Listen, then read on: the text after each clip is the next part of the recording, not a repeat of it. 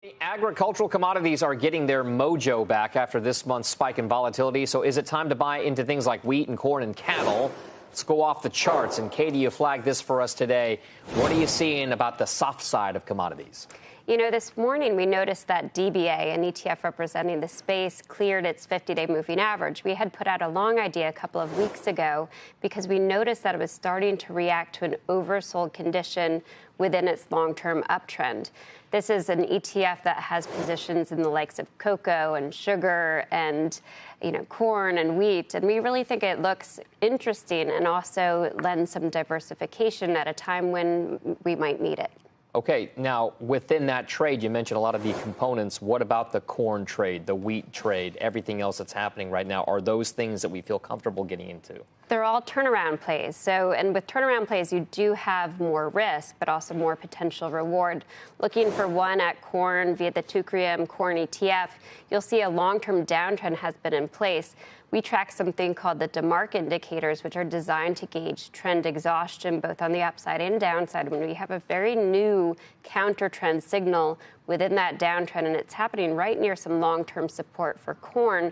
And this follows what was a very timely sell signal in 2022. So it has us paying attention. It's a nice supporting factor for the space. All right, now that's the agricultural side of things. With regard to the volatility regime at large for the markets, let's talk a little bit about what the charts are saying about whether or not that volatility, not just in stocks, but other parts of the market, can continue.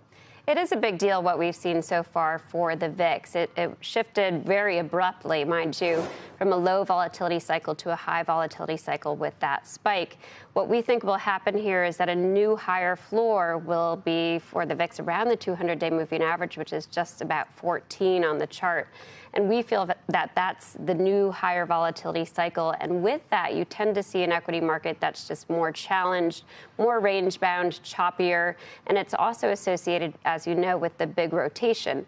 The big rotation is also very meaningful in our work in that the relative strength behind the likes of NVIDIA, Apple, both of which show signs of short-term exhaustion.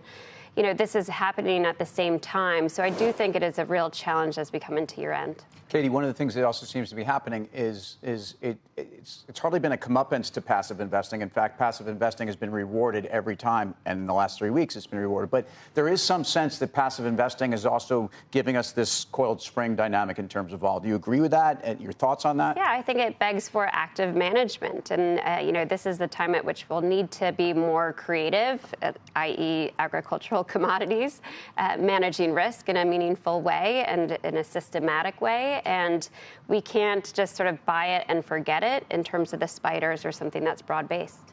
What do you think, Guy, about this whole process? We think about hogs. Excuse me? Yeah, well, lean hogs. Ags, yeah. Lean I hogs. think Katie's on this. I'll throw one we haven't talked about in a while. In January of this year, the CFO from Archer Daniels put on administrative leave for accounting irregularities. The stock went from 70 to 50 in a heartbeat. It's struggled since then. But, if Archer Daniels just can get out of their own way on the backdrop that Katie just gave us, here's a stock at a 10 multiple that's really interesting to me. So the way I would play it in the equities world is ADM. It's also interesting. So you mentioned risk management. If I'm looking out to Friday's expiration, and I think that this Jay Powell conversation might cause a little volatility in the markets, I think what the stock market's telling you that they like the idea that he's going to be dovish and kind of point to, multiple rate cuts this year. The options market is implying less than a 1% move between now and Friday's close, which is absolutely insane if you think about the potential, where the sentiment is and what the setup is. So to me, 0.5%, whether you think we're going to go higher, on Friday during the day. I mean, most 0 days to expiration options are pricing sometimes a little bit more movement.